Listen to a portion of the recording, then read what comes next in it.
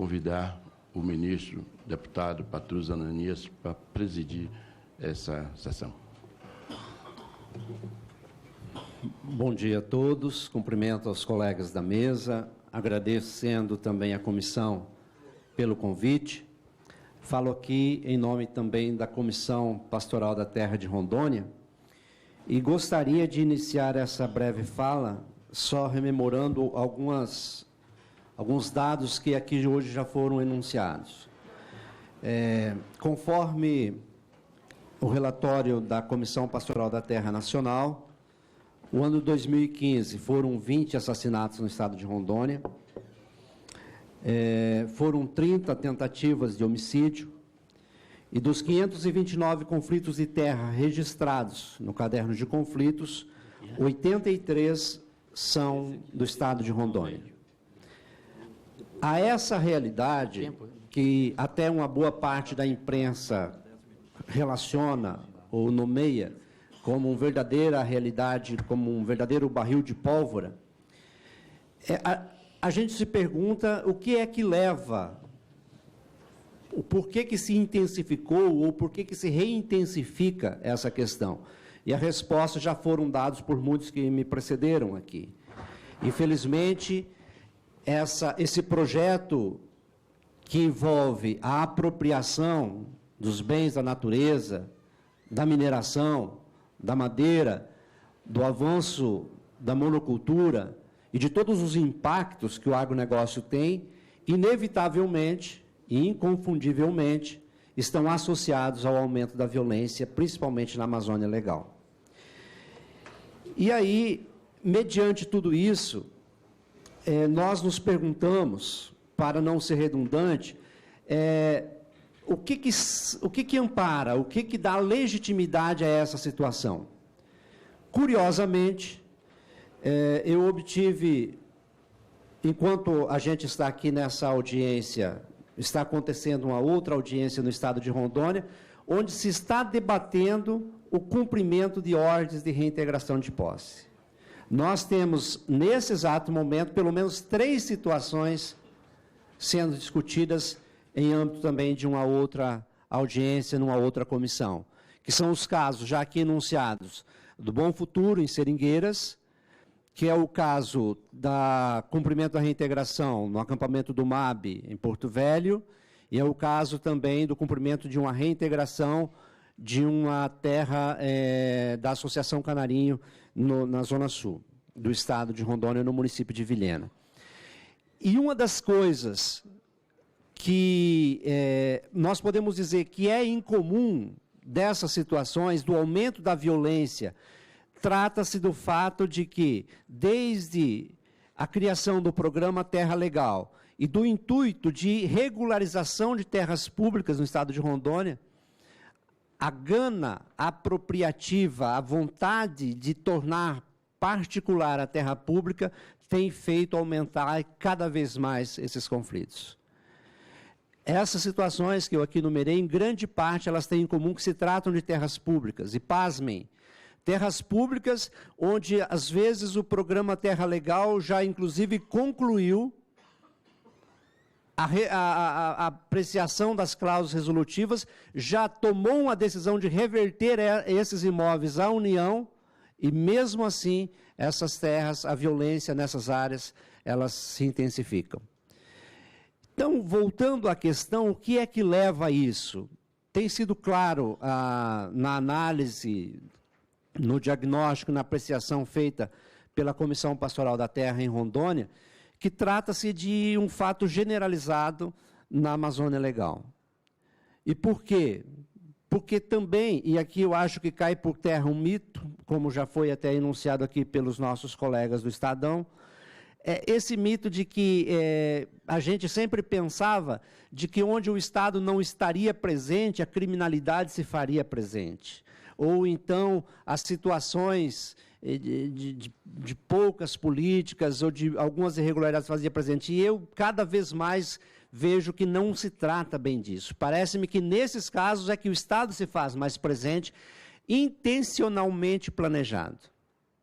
Olha, nós temos situações no estado de Rondônia em que a polícia militar do estado de Rondônia se antecipa ao oficial de justiça antes que uma ordem de reintegração seja expedida por algum magistrado,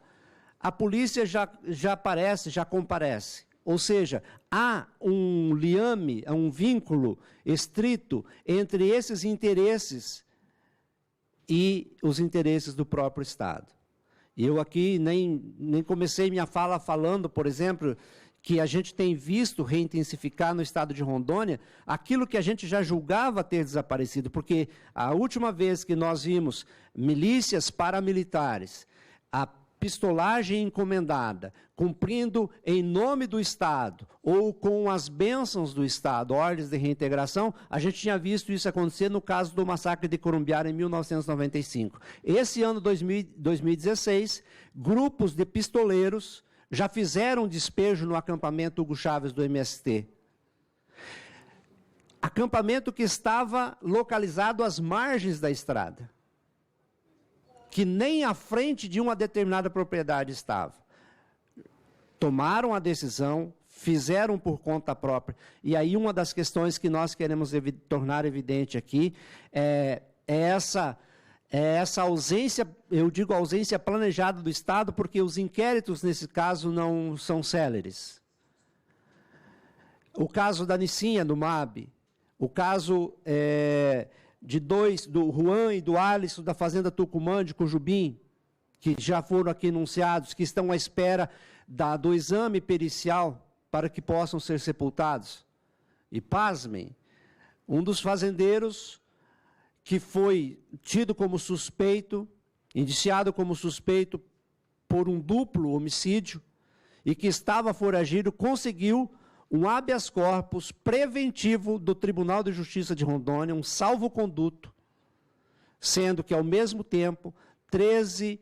trabalhadoras rurais sequer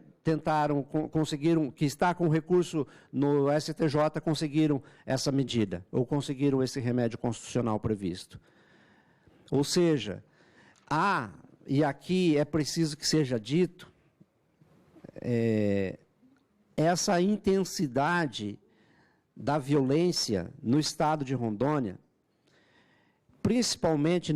crescente nos últimos tempos, ela reflete não só o avanço do agronegócio em abocanhar terras públicas, mas ela também evidencia essa íntima, essa umbilical aliança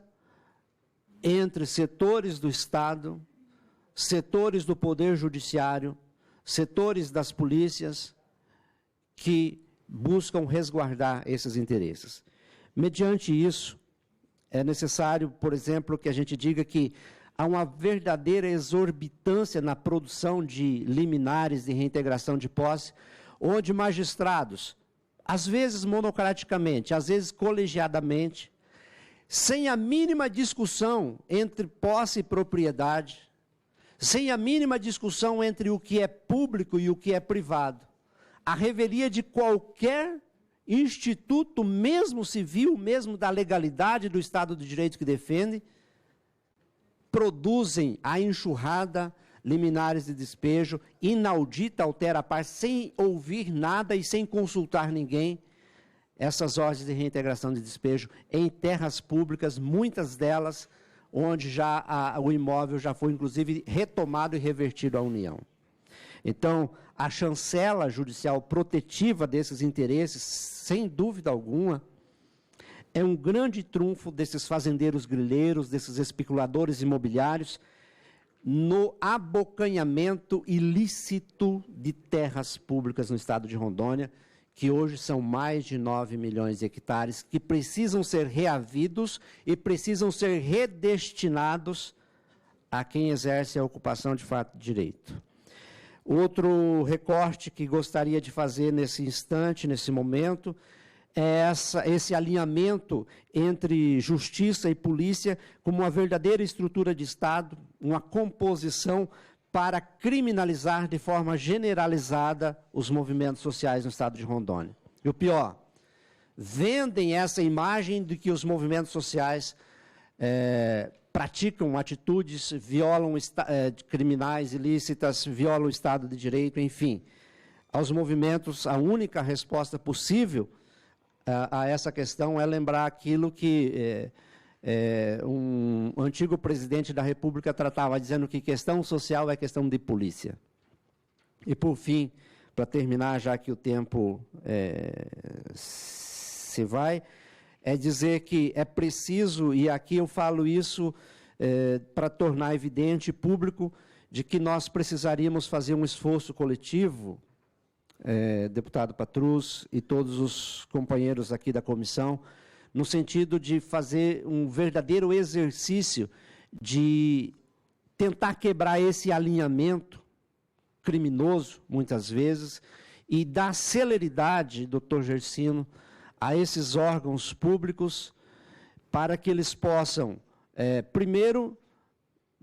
tornar rápida essa questão da terra, a regularização da terra pública, mas também de que a gente possa abrir um canal de conversa com o Poder Judiciário local, de que nas mãos do Judiciário é possível resolver esse problema, não legitimando a grilagem, mas usando da própria legislação para regularizar e redestinar essas terras públicas, que é a grande realidade do Estado de Rondônia, para o benefício das famílias, dos trabalhadores e trabalhadoras rurais e todos os camponeses do Estado.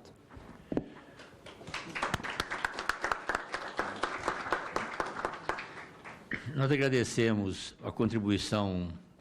do nosso companheiro Afonso Maria das Chagas, representante da Comissão Pastoral da Terra do Estado de